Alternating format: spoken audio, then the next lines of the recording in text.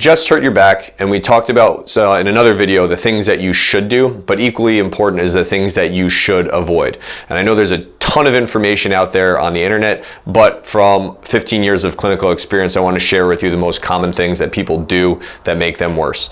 So the first is just avoid anything that hurts. Pain is your body's way of saying, hey, don't do that. And so for this acute inflammatory phase, we really want to listen to that and avoid anything that's painful. That'll change later on in treatment, but for now, if it hurts, don't do it.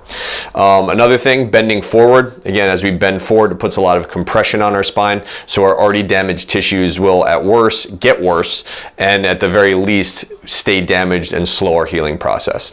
Lifting objects does the same. Again, more load on the spine. You don't want to load something that's hurt, and you want to get better.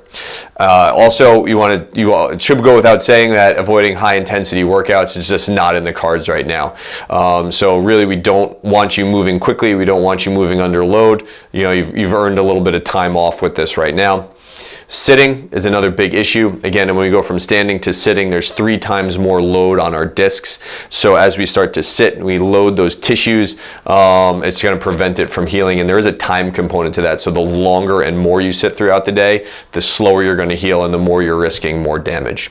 And the last thing is a lot of people will try and stretch through these things because I know you feel a little bit tight and you get that little bit of relief after you stretch. And I'll just tell you from experience, I've seen a lot of people make their condition worse and send themselves backwards by trying to stretch through this, and at the very least they slow their healing process. So these are the things we want you to avoid until we can get you in and give you some better advice.